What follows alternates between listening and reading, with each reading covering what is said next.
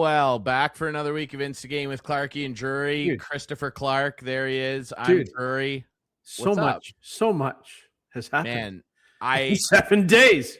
The Leafs have a coach. They traded the goalie. We have a Stanley Cup champion. We have a non-Stanley Cup champion who disappeared in the last 3 games. And we have a winner in the Canadian Open pool. We'll get to we do. We have a lot of things to talk about, and we're gonna cover all that, including picks for the U.S. Open, which will be later with our buddy Ian Doig. But before we do that, we're very excited to welcome on a guy that knows an awful lot about the Toronto sports scene, okay? Just like my friend Christopher Clark here, former member at MLSE, longtime writer with great outlets like The Sun. We love The Sun, right? Our buddy Rob Longley, okay? So we're bringing on a Sun alum and an accomplished author as well that had an impact on my childhood, we found out as well. So how about that? Welcome to our friend, Mike Ulmer. How are you, sir? I'm well, but when you say I had an impact on your childhood, it doesn't sound great. No, okay, but here, no, a positive impact. Like I was a bad teacher or the neighborhood bully. Get off my lawn, that guy. I wasn't that guy. No, because before you probably were that guy.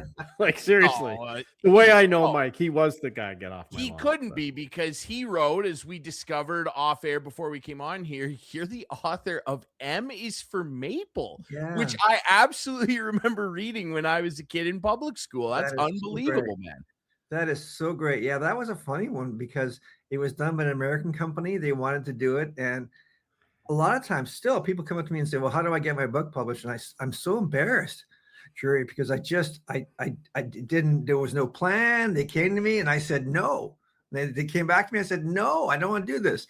Third time they said, come on down to Michigan. So I went there and then they fed me. And that was the magic bullet. When you feed me, I'm okay. And so they fed me and I did the book, and we sold so a bestseller is kind of considered like, if you sell 5,000 books, that's really good. And we sold 160,000. There's more. That book is everywhere. I'm so proud of it. I'm so glad you read it. As you should be. Now, for those who aren't familiar, before we dig into our hard-hitting sports talk here, M is for Maple. So it was basically a book of like a bunch of different little short stories and poems. It rhymed, and you'd learn things about Canada in there, like stuff like Anna Green Gables and Terry Fox and the history of the country. And like, I 100% remember reading this specifically in Mrs. Fisher's grade 7 history class at Arthur Public School. Shout out Miss Fisher. She was the best. I 100% remember reading the book. Absolutely incredible, man. You've had a real interesting career, which includes covering the Toronto sports scene and being an MLSE employee with this cat over here. What was that like? That was pretty interesting. It was really good. Chris was really good at his job. He was wasn't that your boss at one point? I don't think so. I was. I never would have. I never was or recognized it. That seemed impossible to me. But you were really good at your job, and you were well liked, and you're good at what you did. You hear that, Drury?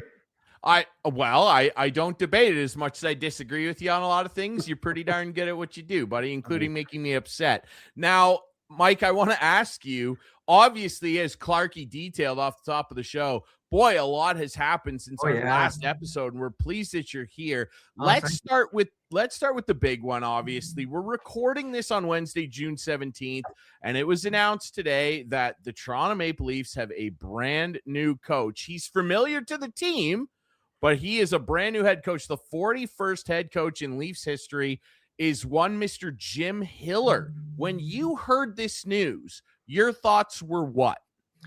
My thought was, what?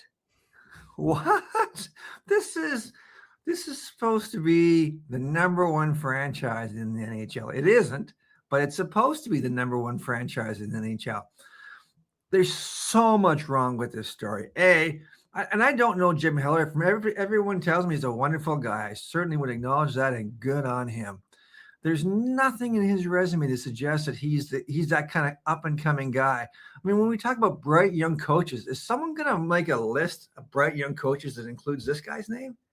There's no way. He's completely off the board. And that would be okay if he was like an intriguing package, if he was super, I don't know, the Greek god of analytics or something like that. If he was super well known for this, if he was like, I know he has a connection with data in terms of, the business that he ran. But if he was like the great savant of analytics or meteorology or anything like that, I'd say, okay, maybe. This guy is the biggest nobody I've ever heard of. I guess that's kind of redundant. He's the biggest nobody I've never heard of. So why did they hire him? That's a great question, Clarkey. Why do you think they hired him? Are they sort of looking for that whole, like, are they trying to really just look for that whole complete mediocrity? Because if they are, this is the guy. Well, I'm curious, and that brings me to my next question for both of you guys. And Clarkey, I obviously want to hear your thoughts on this too. But Mike, like, you guys both worked there. Like, you kind of understood how MLSE operated back then. Obviously, it's a very different looking regime under Keith Pelly's leadership. Like, is your impression of this like what I'm seeing a lot of from fans and different people I'm talking to online, that they're just taking the cheap option, not only with their general manager, but the coach too? Because I was shocked by this. I couldn't believe it. So, Chris, do you mind if I go first? And then Go for it. I'll open the floor to you. The MLSE that we worked for back in the year 2010, around there, Chris, bears no resemblance whatsoever to the MLSE that works there now. That's there now. The thought of having two broadcasters, two veteran broadcasters, two of the top guys in their field, Jim Ralph and Joe Bowen, operating from a TV screen would have been absolutely inconceivable at that time. The Maple Leafs have become a corporate entity, and by that they've become this faceless blob that's fallen into the mire of Rogers Broadcasting. There's nothing to commend any innovation or any thoughtfulness in Rogers Broadcasting whatsoever. They're just a monolithic, plain vanilla, what you see is what you get. Just the money, just the money, just the money. Everyone knocks Richard Petty, and you know what? His teams didn't win. But and everyone goes, well, he must have been an idiot. That guy was the best boss I've ever had. If you worked at MLSE and you were in the elevator, you didn't want to meet Richard Petty, because he would go, oh, hey, I heard you're working on this, or hey, someone tell me about this. He was an active, dynamic boss that worked all the way up and down the chain. There is no one that bears even the slightest resemblance to that now. Wow. Clarkey, what are your thoughts on this? Well, I'd hate to think they're taking the cheap route, but it certainly looks like they are. When you take a look at who they've hired as their GM and their head coach. But quite frankly, nothing else has worked. They've hired the Mike Babcocks. They hired the Craig Berubis. They've hired the sexy names, and it hasn't worked.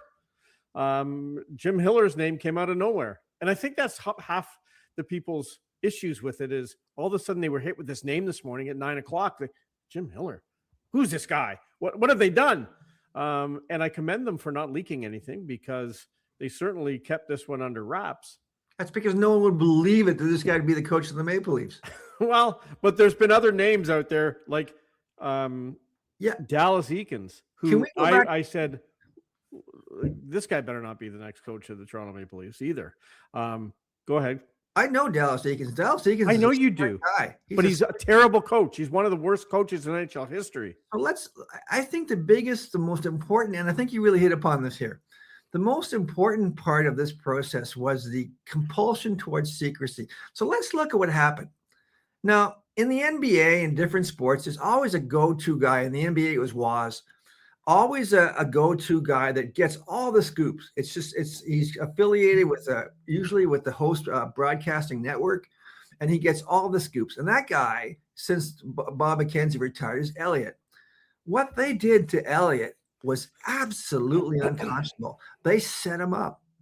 They floated all these names. So Elliott every day would report them. And then they dropped this guy out of the sky. Well, maybe you got a good laugh around the board table there because you outsmarted the media. But one thing you did do is, and you don't seem to care about, is you pissed off your fan base enormously. And you went out of your way to discredit a guy who should be your number one asset for the league. The one guy you go to, he knows all the stuff. You went out of your way to try to wreck this guy's career. That's how petty you bastards are. It's a strange situation for sure. And if I can just add to that, the name Jim Hiller had been floated out there, at least people could have had some background, some information, some knowledge on this guy. They could have rolled it around. Yeah, and that's what I was saying. Like, and you're right. Like, we both know Elliot. Darren Drager on the other side. I heard Darren Drager on a podcast today said, well, we knew Hiller was on the radar, but we didn't really. I'm like, well, why didn't you talk about him then? Yeah. Because his name never came out of your mouth, Darren, for the past, month. You know what? As I've said, time will tell. We're going to find out how this new regime is going to work. I have no control over who they hire. But here's the thing, Clarkey. I think we have found out how this new regime is going to work. No, we haven't. They haven't played a game yet. Out of their way to put the boots to the number one guy we would turn to. They sabotaged this guy with false information. Do you think he feels that way? Do you think Elliot feels that way? Actually, I'd love to ask him. And in doing so, they sabotaged their own relationship with their fans. It's not that who they hired, it's how they hired him. That's the message. You're right. We don't know anything about Jim Hiller. Maybe he'll be a great coach. But what we do know is that they put out a complete misinformation campaign just because they were dicks. Yeah, I mean, it's interesting. And I think tell us how you really feel. Well, I think that it kind of lends into what Mike said about how, there's a prevailing feeling among the fan base, and I know you feel this way too, Clarkey, about MLSE becoming far too much of a corporate entity separate of the fan base that makes it what it is. Yeah. And I think that that's where people kind of get their backs up and go like, we pay the highest prices for everything in this league. We haven't seen a Stanley Cup in 59. If this season goes by, it'll be 60 years. We'd like to know a little bit more about what's going on the ground, the second, the third, far be it from the top floor down here. So I think that that's part of the issue. I'll say this for Jim Hiller, like we said when John Chayka got hired, Clarkey. Yeah, time will tell. I didn't think that the Toronto Maple Leafs were a time will tell franchise. I figured that they were a little more proactive than this, but we will see how it works out. I'll say this for him. When he was the assistant coach under Mike Babcock, he had 2 years back to back where they had the number 2 power play in the league when he was running their power play. Then they dipped a little bit to 8th. No big deal. Ran a really good power play as an assistant coach. He went in there and was 21-12-1 with the Kings when he took over with a few games left in that season, got skunked by the Oilers. And then of course he had a pretty good He had a pretty good season the next year where they won 48 games, and then there was the disastrous goaltender interference challenge that he had. But who's in charge of that? At the end of the day, him. At the end of the day, the head coach. It's the review room who's saying do it or not. He's the head coach. I get it. Head. You have to rely on your people, though, and his people were telling him to challenge it, so he did. He could have not done it. The fact of the matter is, blame runs downhill. It runs downhill. You know that, Clarkey. And ultimately, people lay it at his feet. We'll see how this works out. I'm curious as well. Do you have anything else you want to add about your new head coach, Clarkey, before we move on to the trade? No. I think we've kind of said all we can say about him, really. Well, I mean, we'll see how it goes. One thing in. It used to be the Maple Leafs. They were out of the box thinkers. They hired Kyle Dubas. Whether you like and what did it do for them, Ulmer? What did it do? Well, what did they win when they did that? He created it. Well, I guess you're right. But they made the playoffs 9 years in a row, and he was sitting right in the middle of it. And are we celebrating that now? Because we haven't been for the last 9 years. No, but I mean, this was a young guy, a young, smart guy. He was a little out of the box, but he was a young, smart guy, right? And you know what happened? He came within this close to trading Mitch Marner, which would have been the best, smartest thing this franchise did, and he got fired because he was about to do it by Brendan Shanahan. Yep. Well, wouldn't that reinforce Mike's point then about how Dubas was a little bit more forward thinking? Like, you're kind of proving his point for him. Shanny was the one who's now catching strays for getting a little too involved in the cookie jar, if you will. Like, I don't know. And really, like, give me the guy that says, I don't know about this guy. He's way, way out there, but boy, he brings a lot of interest. Roger Nielsen. Let's go back 40 years. Roger Nielsen. They call him Captain Video. Young. No one knew who the hell he was. Innovative. Kind of out there, right? The world joined him. When is the world going to join Jim Hiller? That's a good question that, as Clarkey said again, like a broken record, time will tell. I will say, like I heard somebody say earlier today, you know, it's a far cry, to your point, Mike, of them being so innovative. It's a far cry from the days of, God rest his soul, Cliff Fletcher, making that 10-player deal to bring in Dougie, right? Like that Toronto Maple Leafs seems to be very, very far off to the wayside. And maybe if Shanahan had allowed Kyle Dubas to explore Mitch Marner trade and potentially other trades at that time, things might have worked out a little differently. I don't know. It always engenders, remember, Clarkey, that famous press conference of Paul Holmgren when he traded Mike Richards and he traded Jeff Carter, and somebody in Philly asked him, do you think your team's better today? And he said, I don't know if we're better, but we're going to be different. Now, it didn't work out for Paul and the Flyers. That was 2 all-time terrible trades that they should not have done. But that's what it kind of reminds me of. Like he loaded a bullet into the gun and he fired it, and it didn't work out. But geez, it was interesting. I'm curious, Mike. The other big story, obviously, the day prior, Tuesday of this week, John Chayka makes his first significant roster move with the Toronto Maple Leafs, where he trades Joseph Woll and Simon Benoit to Philly for a 3rd-round pick and Emil Andre, who's an intriguing young player. Like, we'll see what he turns into. What were your thoughts when you first saw this? I was a little taken aback because I thought of the 2 goalies that they had that they would be trying to sell Stolars, but it's Woll instead. You know what? Well, first thing, hats off to the good people at IBM. That's so symbolic, really so symbolic that this big corporation inadvertently, more than anything else, tips its hat to IBM. That's really heartfelt. What has Joseph Woll done to deserve this? Nothing. He's just an off injury, and he's a great guy. I knew Joe Woll. I liked him. I think he's a great guy. He was a rather undistinguished goaltender. I think, first off, let's start with this. The whole idea that we should heap praise and have videos for guys just because they happen to wear the colors one time and they got traded now. I mean, thank you, Joseph Woll, for what? Come on, have some standards. It's just another example of the mediocre groupthink that's come to dominate this franchise. Yeah, and I mean, other franchises do it too. Like, yeah, we really have gotten out of control with like the thank you videos and stuff. Thank you. I agree. Across all sports, really. Thank you, like, Peter Holland. Thank you, Peter. Thank you, Peter. No disrespect. Like, we're not saying like, oh, fans don't appreciate this guy, and like a lot of fans really like Joseph Woll. They played Oasis after he won a game. Hey, at least went into last season. A lot of people thought they had the 2 best, the best duo goaltenders. There were a lot of people guy got hurt. The other guy couldn't play. Yeah, and he couldn't play. That. The bottom line is he couldn't play. He had every opportunity last year to step up when Stolars got hurt and prove he's a number 1 goalie in the league, and he couldn't do it. I look at him and I wish him well, and I hope things work out for him. The poor guy, he can't stay healthy. And that's the problem. The biggest thing was the game 7 against Boston, where like he was unbelievable in the game 6, replacing Ilya Samsonov, who couldn't stop a beach ball. He made that save. That was so irrelevant at the time.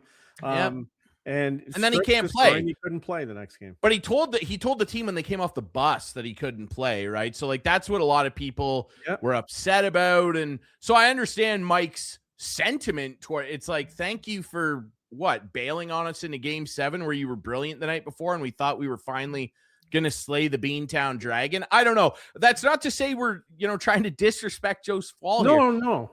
I do find it pretty ironic that he's going to goaltender hell in Philadelphia. Like, if you think it's going to get easier for you down there, good grief. Like, you want to talk about a graveyard of goaltenders down there, man. Holy cow. Don't talk to Ilya Bryzgalov about that. Best nickname for goaltender, Roman Cechmanek. You know what they used to call him? Bipolar goaler. Yeah. And Checky, like, he had some really good years for them there, and then it would flip the other way. And Joe Woll could have some good years there. He's got to stay healthy. It's too bad that a guy who had so much hope with the Toronto Maple Leafs was traded for what he was traded for, which was it seems on the surface next to nothing. 3rd round pick, great. And then 2 guys. 2 Swedes. We'll see what Emil Andre turns into. We'll see what Emil Andre turns into. Like, and what's the other? That other guy too. The goalie, Swedish kid. Yeah. Oh, yes. Yeah. Ayrson, who I doubt the Leafs are even going to offer a contract to. I think they're just going to let him bounce. The problem because is they've got Hildeby and they've got this Akhtiamov kid who, it's worth mentioning. The Marlies 3-0 up right now as we record this on the Chicago Get Todd Crocker on. We got to get Todd. We will have. What a great 100%. Guy! There's a great pro, eh? What a great guy! Ever tell you who hired him? No, who hired him? Brilliant mind. Brilliant mind. He was a former Saturday's Heroes color commentator with Christopher H. Clark Esquire. And he's still there. And will he get the Leaf job? Or is there someone else with the last name Bowen who might get it? We'll see. A lot of rumors flying around with that. I'm curious as well. Sorry, I didn't know. Is there rumors going around that Joe's son was going to get it? Oh, he's filled in for Joe. So he's filled in there's some rumors flying around. We'll see what happens there. Hard shoes to fill. You talk about shoes to fill. Work for Dan Schulman, so yeah. There you go. Yeah, absolutely. Ben's doing a great job. I'm curious, Clarkey, anything else you want to touch on with the Leafs here, or can we move on to another problem area in Toronto? You can move on. I might bring them back up at some point, like I usually do, but I think at this point you can move forward. They're certainly worthy of being brought up. There's no question. You're funny. Yeah, well, let's talk a little baseball here. Okay. What is your impression right now of what this Toronto Blue Jays season's turning into? Because as we record this, they're 4 games under 500. Like, it's not like they're out of it. And the American League is a gong show this year. Like, there's 2 good teams, maybe. I guess you could squeeze 3 out of it, but not likely. What do you think of this Jay season so far? Because it's been all over the place. Now Max Scherzer's got back spasms. Like, we might never see him again. I don't know. What are you taking away so far from this season, Mike? It's been a bit of a mess. It's just the old thing about baseball. There's just no game has this many variables as baseball does. Baseball, I love baseball because often you can go see something you've never seen before in baseball. Last year in game 6, you guys, when the guy hit the ball 320 feet and he hit the ball into a spot under the mat that was just not quite the size of a baseball. I've never seen that before. I say this to say so many things can happen in baseball, and certainly to your pitching staff. And this is why a team that makes it to the World Series, so many things have to go right. I know that sounds really pat as a cliche, but it's really, there's a meteor shower of possibilities coming at you. And sometimes it doesn't hit the planet, if I can use that analogy, or all these possible combinations of the dice or the cards. And sometimes you hit, but so many things can go wrong. And you saw it from the first day of spring training. So it's a reinforcement of that kind of old bromide, man. You know, it looked easy when you got there, but getting back is way, way, way harder. It certainly is. And poor Addison Barger, my God, like that damn ball wedged under that wall. Yeah. It's going to live in infamy forever. What are the odds of that happening? You know, what are the odds? It's that old Billy Bean saying, how can you not be romantic about baseball? Yeah. And sometimes romance is ugly. Yeah. Sometimes romance is ugly, Mike. And I really hope that they tore that padding off the wall and burned it somewhere in the dome, man. Because like that, the Steve Bartman ball, the baseball that the Cubs end up blowing up. Yeah, I hear you.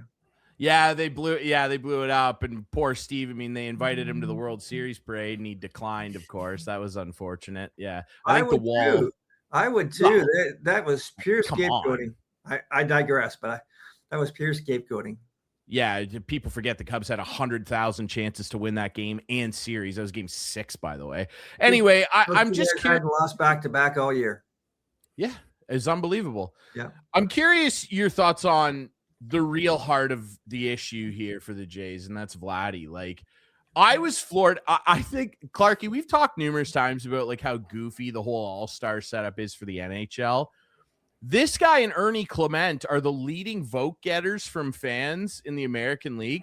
Vladdy Jr. can't go to the all-star game. Like, that's embarrassing. And he's probably embarrassed that he's getting all these votes, Mike. Like, he is having a legitimately disastrous season to start a mammoth contract. I know. So what's he got? How many home runs has he got? 6? He's got 3. 3. He has 3. 3. It's remarkable. And 1 per month. it once again goes back to that thing. You just don't know. I mean, you just, come on. We were sitting there last year talking after the postseason he was terrific. Who'd have thought he would go in the tank as badly as it did? I mean, his arc was, really, he started out so great, and then there's some fluctuations as he moved into his mid-20s. But it just seemed to be really redeemed by how well he performed in the postseason last year. And then for him to fall off the table, it's just crazy. But again, being baseball, guys just stop being good in baseball. And in hockey and basketball, they age out, they begin to deteriorate.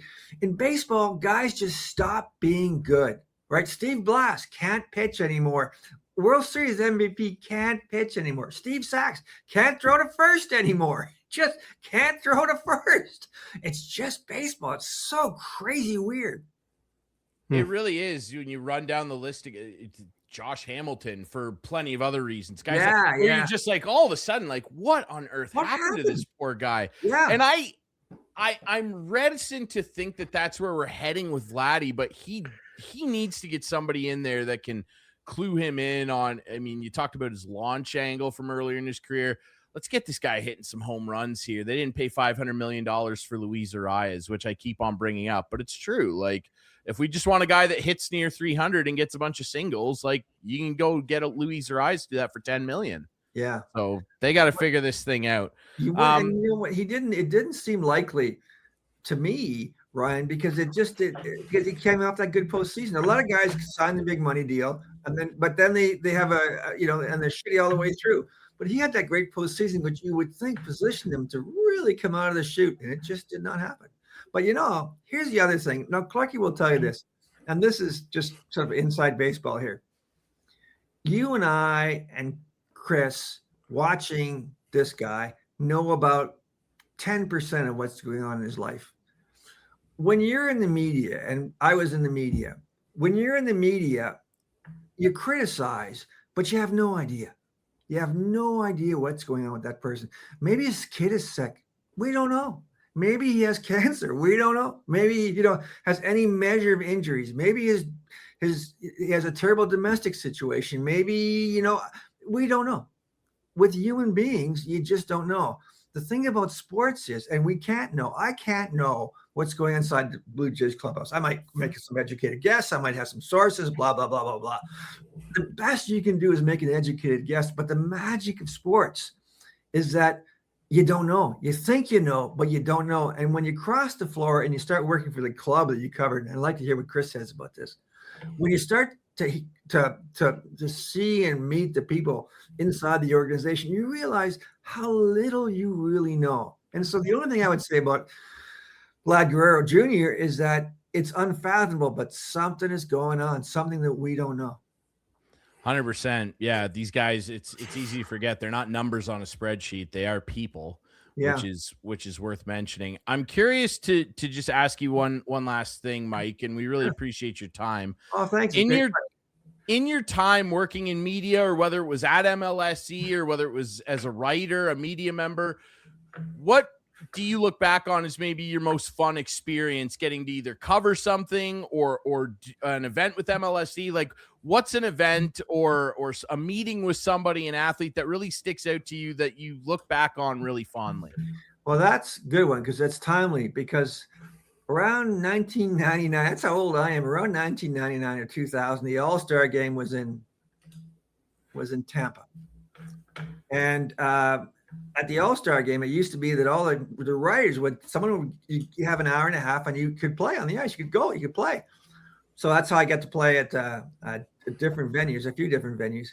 And I was talking to Matt Sundin, and he said, "How you doing?" I said, "Well, I'm okay, but there's a media game. I didn't bring my stuff." And Matt said, "Okay, just use my stuff."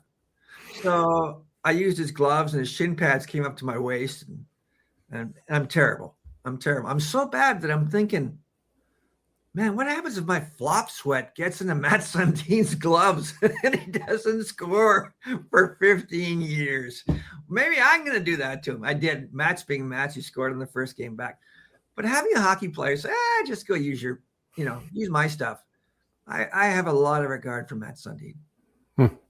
As you well should. Then how can you not cheer for this team, this franchise? Yeah, explain your new fandom here, Mike. You were this made up ridiculous fandom. Finish off with this. Walk us through this process. I have been a Leaf fan for 50 years. Then you can't bail. 50 years. It's a bad marriage, Clarkey. It's a bad marriage. At the end of, I'm going to tell you something. I told you this in person. Once you get off it, once you stop it, and you go to a reasonable fan base where you can be proud of their history, where you can look at their recent drafting and acquisitions, and it's good. Once they have the best uniform, they have the best home crowd, they have the best history, and they have one of the best young teams. Which of the four do the Leafs have? Here, I'll help you. Zero. Corporate bullshit, empty seats at the end of every intermission.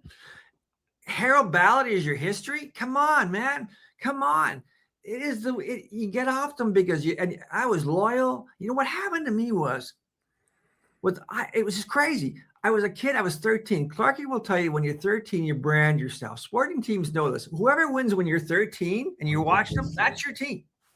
So the Canadians won. I branded myself. 72, 73. There, look at that. The Canadians won, and I thought, well, that's my team. And then they fired their coach, Al McNeil. And I said, my 13-year-old self said, bullshit. If they're going to do this, I'm not going to cover them anymore. So I'm going to cheer for them. So I went and covered the Leafs. How did that work out? Now, and the other thing is, too, I met Maurice Richard, right? I did a book on the Leafs. No one even moved a finger. I did a book on the Canadians. I met Maurice Richard. You know how hard it is to wait for Phil Kessel after you've interviewed Maurice Richard? Really hard. The Canadians are a value system. They're not a religion. They're much more than that. Their red is the blood of the nation. They're spiritual. They're all about bigger questions. The Maple Leafs are all about a line item. I'm gone, and I'm going to tell you something else. My walk is a little faster. The air is a little cleaner, and the beer is a little tastier. I am never going back. Wow, that is a statement. Well, I'm sure Clarkey is recalling a very. You're not getting back on. That's all I'm saying. Well, I think that Clarkey's probably recalling a very famous rock lyric from 1986. Bon Jovi, "Slippery When Wet." You give love a bad name. Thank How you. about that? Thank you. It's not bad, eh? Nice. Mike, thank you, sir. And again, extensive authorship under Mike's belt as well. He's written numerous hockey books, but the one that sticks out for me the most, and we've got to get it up there. There it is. Oh, it's this one. It's M is for Maple. Get out there and get your kids to read. Come on, everybody. How about that? Mike, we appreciate this, man. What was your teacher's name? Mrs. Fisher. Here's to Mrs. Fisher. Here's to Mrs. Fisher. M is for Maple. She knew what she was doing. This is good Canadian content. I remember this book too. I think I was in grade 5. That's right. Clark. Well, you should remember. Kids were in grade 5. Grade 5 was your 3 best years. Yeah. That's a good spot to end it. Mike, thank you so much for doing this, brother. It's been an absolute pleasure. Me too. Thanks for having me. It's been fun. Thanks, buddy. You bet. There he is, Mike Ulmer, the legend himself. How about that? M is for Maple. You never know who you're going to run into in this business. I've been hiding him from you. M is, well, you shouldn't have been, Clark. M is for Maple. Come on here. I've been hiding him. I was waiting for the right time, and he then this morning demanded to come on the show and said, "What time do you want me?" And I said, "I don't remember asking you, but sure, we'll have you on." You know what? And he fit the instigating moniker perfectly because he came in here with a sledgehammer, brother. He was really. We forgot to tell him our show's on Rogers. Well, at least it was. It might not be anymore. We're fine. Don't worry about it. We're doing just fine. Before we take a quick break, we'll take a quick break and get Doig on here. We'll do our U.S. Open picks. We'll break down who won the Canadian Open picks and all that stuff. Quickly, we do have a new Stanley Cup champion, and it's a Stanley Cup champion that's 20 years in the making. And here's the first one. How about Rod Brind'Amour becoming just the 4th person ever to win a Stanley Cup for a franchise as a player? There he is in 2006, one of the better cup lifts of all time. Rod the Bod. How about that? And then here he is 20 years later in the locker room with his guys, and look at Rod the Bod. I thought that was all this guy. This guy, you thought that was Ulmer. Look at this guy. Yeah, he's Rod Brindamore.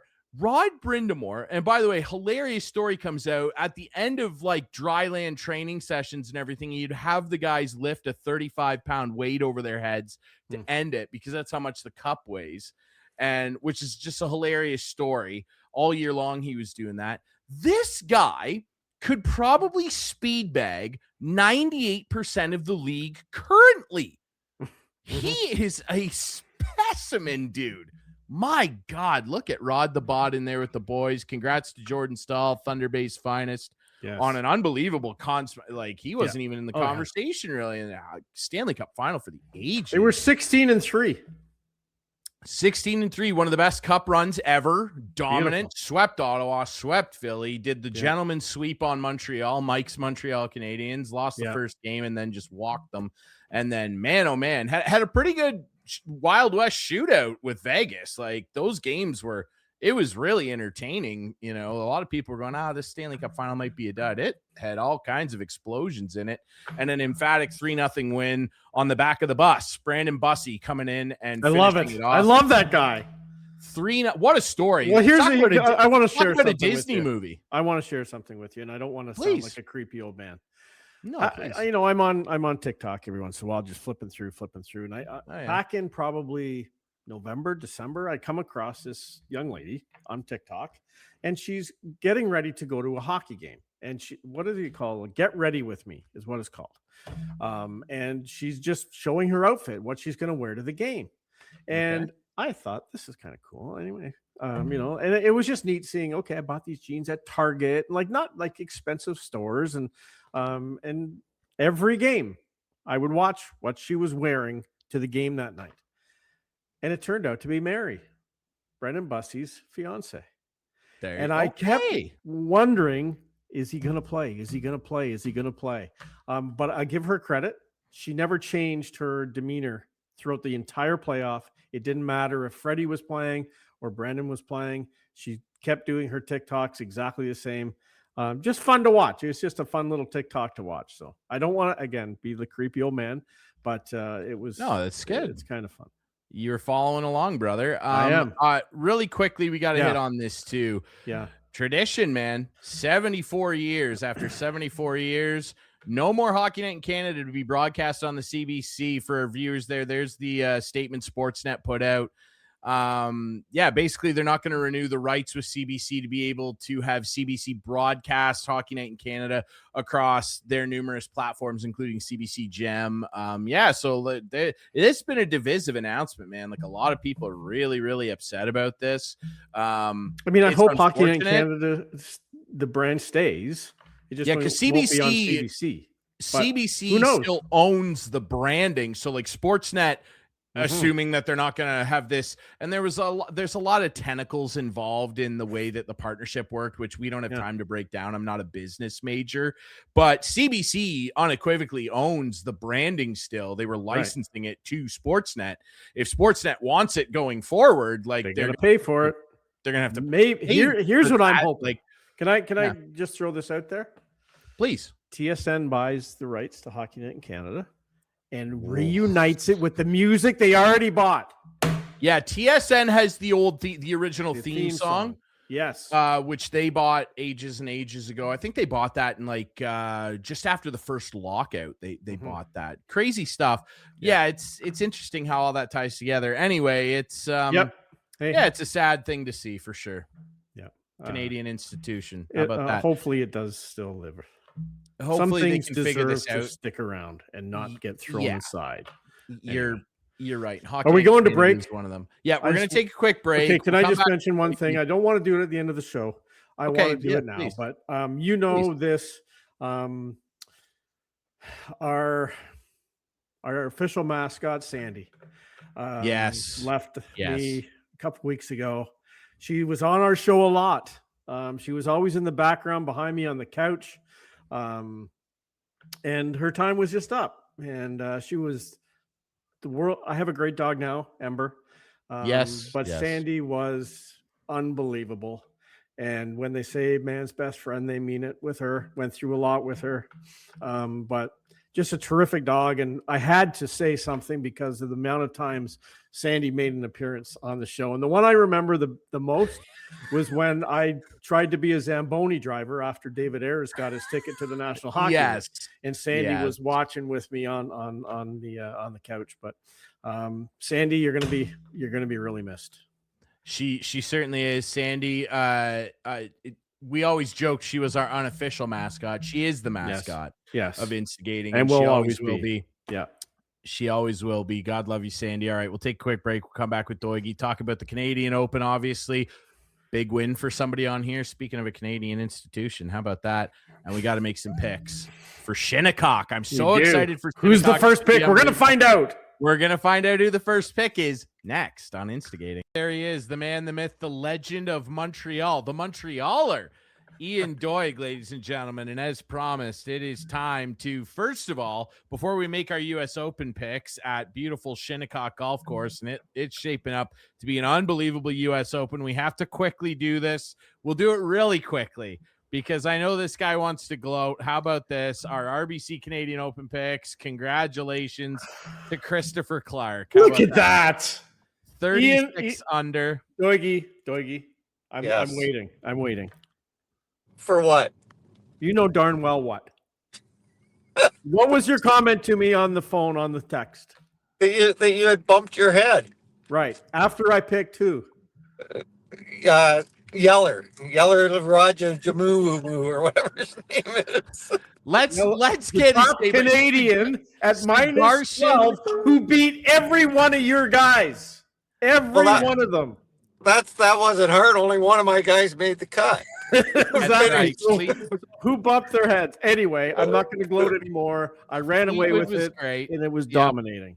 Sudarshan Yelamarahu making a serious statement. The low Canadian. Congratulations to him. He was really, really good. And hey, the Skechers magic worked out real well for you, Clarkey. Let's see if you can maybe make one of those guys work for you again here. It's going to be tough sledding at Shinnecock. So there you have it. Clarkey at 36 under. Wins the RBC Canadian Open pickoff, and that means as we shift our focus to Shinnecock, that Mr. Clark, you are on the clock for our golf picks this week. So take it away at number one overall. Who are we taking? So the guy who's been picking number one has not been doing too well in our pools. So I'm not going to pick the guys. That's because he keeps picking Rory McIlroy. Right, and I'm not going to, and I'm not picking. I am going with my guy. He's my guy all year, and he wears the same shoes as me. Matty Skechers, number one pick. Sick. See, now, when I ran the table on the golf picks last year, and I'm on a serious cold streak here, boys. But when I ran the table for 2 straight years, Matty Skechers was my guy, and you used to tease me all the time for picking him all the time. And now all of a sudden he's become your guy, and it makes me sick. He was my guy. It makes me physically. No, he wasn't. You didn't even know who Matt Fitzpatrick was. Your turn. It is my turn, and and I'm going to go with a guy that I know is good with the wind. Okay, and Doigy rolled with him last week. It was pretty good. I don't know that he's going to win the U.S. Open, but you can be darn sure he's going to finish top 10. Tommy Fleetwood. I'd like to say something right now because please. You took my pick. Sorry. Like, come on, really? Like, you guys, all you guys do is follow who I picked the previous week, and then you pick my guy. Yeah, I don't know why. You didn't win last week. Hang on. He's the one guy who made the cut, though. That's contradictory to what I just said when I ran the table for 2 straight years. If anything, you guys have been picking my picks, and it's your pick now for 2, Doigy. So go ahead. All right. Well, you know what? I'm gonna go with Scotty Scheffler. Yeah. And I'm gonna follow him up with Rory. Yeah. Rory McIlroy. The 2 big guys. Although it's worth noting, Scotty, he struggles at the U.S. Open. I know, but he's gonna win. He's gonna win the Grand Slam, and he's gonna do it this week. So he needs this one. He needs this one. So I like the motivation pick. Bouncing it back to me, you took Rory, and no one's surprised by that. Rory's kind of become your guy. Rory's always your guy. Yeah, he's his guy. Rory's your guy. Always. We understand. I'm going to take a guy that it doesn't matter what the weather is. It doesn't matter what the wind is, rain or shine. Hasn't had the greatest year so far, but this guy's due for a big performance, and we know he can do it. One of my all-time favorites, Mr. Yellow Shirt, Hideki Matsuyama. Sylvie's going crazy over here. No. That's great. Okay. She likes yellow that. shirt. She likes that. Yes. She likes yellow shirt. I do. Yellow shirt high deck. He is my guy. Yes. Okay. Me I love it. Sylvie's too. on board, and that makes me feel really good. Okay. So Me Clarkey, back to you for 2 here. Okay, I am going with my guy again. Now, this guy is totally my guy. Okay. Xander Schauffele. Yeah, you like Shoffley. I get it. And probably your guy, Drury, but knows the New York area well. Cameron Young. I like that. I like that for you. I'm going to go with the guy that legitimately kind of is your guy. This guy typically does well for you, Clarkey, but I think that this dude's irons are really going to help him out at a tough Shinnecock. Give me Sammy Burns. Had him last week. Played well. Yes, he always plays well. Doigi 2 to finish. 2 to finish. I don't even have a list in front of me. I don't know who's favorites. I don't know what's Can I help you? on. Can I give you a hint? Can I give you a hint? You know Sure. who's favorite. Your guy's available. Yeah. Your guy. You pick him every freaking week. I might go off board though this week. Okay. I might go Okay. off It board. worked well last week with Eric Yeah. Cole. You know what? After the first round, he looked pretty good, didn't he? Yeah. And where was he after the second? He shit the bed. He did. Okay, go ahead, So- Doigi. The reason I picked Eric is he has been playing well, and I know his parents, right? So he has that's a played good well. reason. That's a good reason to pick him in He a has he's pool. played well. So I Perfect. thought, you know what? Yeah. He's playing well. I'll go ahead and pick him because I know his parents and I like them. So anyway, I'm gonna go with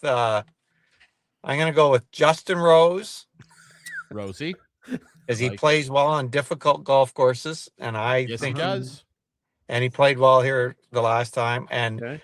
I know he's injured, and I know his wrist isn't great, but he won here the last time it was played here, and I'm going to go with him. I'm going to ride him. I'm going to ride Brooks. Brooks Koepka. Yeah. Brooksy Koepka. Yeah. And he played real well the last time it was at Shinnecock, and a really good showing for him. I'm going to round out my team here. A win would be really good. Oh, yeah. Absolutely. Right? He did win it the last time it was at Shinnecock. That's pretty good. Yeah. Pretty darn good. Knows the course well and knows how to handle. Like, the rough is going to be really tough here. Like, we're talking, like, you look at all the golf shows and they're talking about the winner of this probably shooting like 2 over. Like, Yeah. it has set up really tough. Like, this is going to be a nasty grind for these golfers. And with that in mind, Yes. I want to take a guy that I'm always a big fan of. It hurts my heart, actually, gentlemen, when I don't pick this guy. Here he goes. When I don't pick this guy, We're going to Europe, aren't we? We're going to Europe. I lose a little piece of my soul, and I'm going to the land of me forefathers, to the beautiful rolling green hills of Ireland. Hey, it'll be Shane Lowry. Lowry. Say it for me. That's right. I'm going with Shane Lowry. Lowry. Oh, boy. Yeah, I'm nothing if not predictable, gentlemen. Shane Lowry is going to win the tournament this year. I'm telling you. Clarkey, finish us off here. I can't believe This is big for Oberg you. is playing, isn't he? Like, Doigi didn't pick him. I didn't pick him. No. Here's the deal with Ludwig. Ludwig doesn't like the wind, and he doesn't do I well don't know. with We'll thick see. rough. Well, here's a guy who really is accurate in every shot he makes, and I think his top he'll be in the top 10. I think this week, and Side bet on this. Okay, top 10 for this guy. Let's go. okay, and he is known as Russell Henry. Henley, not Henry. Henley. I had it written Clarkey's down wrong. disqualified from the No, golf peg. Russell Henley. watch. Ryan, put Henry down because I want to see how Russell Henry plays this. Stop. I've written down Rusty Henry, and that's what we're rolling with for Clarkey. Okay.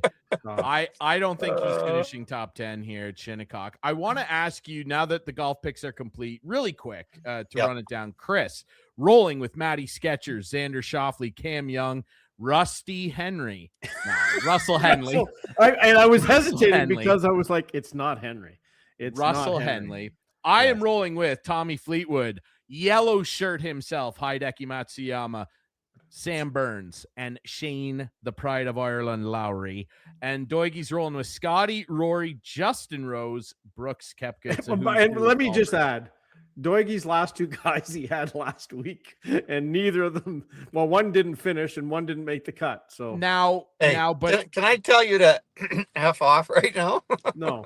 Here's what I'll say though. One thing we know about Rosie is he is a big time bounce back guy. He's not missing the cut. We'll see. He's not missing the cut, and Rosie's performed well at Shinnecock too. He does. This is a different golf course. We're not playing outside of Caledon right now, Clarkey. This is Shinnecock. This is big time stuff, okay? I have to ask you, Doigie, what you think of the way they've laid this course. We've talked before about guys having gripes with the way the USGA lays these courses out. Some people really hate that it's quote-unquote too tough. Again, a lot of people saying that the winning score might be like 1 or 2 over, which I agree with. What is your thoughts on the way that this golf course is going to play, at least the way it looks? Well, I love it. I mean, I know the fairways are a little wider this time as opposed to last time it was played. They made them wider. Yeah, they made them wider, and that's because of the wind and everything else. But I love the fact that it's a grind fest. I love the fact that Overpar might win the golf tournament. It brings out the best of every part of your game to be a champion. And that's what I love about it. And to be honest with you, like, we call it the Canadian Open, but it's a glorified PGA Tour event. I mean, come on, guys, that golf course 2 years in a row, and they've just eaten it up and tore it apart. So I hate that. I love the US Open. I think it's going to be a great week. And you know what? One of my guys is going to win. I'm going to run away with the trophy at the end of the week. And so we'll all be set. Well, I don't know how you're going to do that when it's going to be yellow shirt on Sunday, but I will say this: yellow shirt and Lowry are going to be in the final group. But you kind of echoed what Rory said earlier about the Canadian Open. And we know that Rory, there it is, the picks right there. Producer Chris, how about that? He was talking about this leading in, where somebody had said to him, because Rory, he didn't come this year, but he has been a great ambassador and a consistent top end player that shows up all the time at the Canadian Open. And he made that comment too, that he doesn't want to see the event become a tier 2 event, is what he said. Yeah. Why are people looking at it like that, Doigie? Well, let's be honest. If we really think about the 4 biggest events of the year, we have always the Masters, the PGA Championship, the US Open, and the Open Championship for the British Open. Those 4 events are the biggest events in the world, and they're all run independently from the PGA Tour. The PGA Tour has nothing to do with them.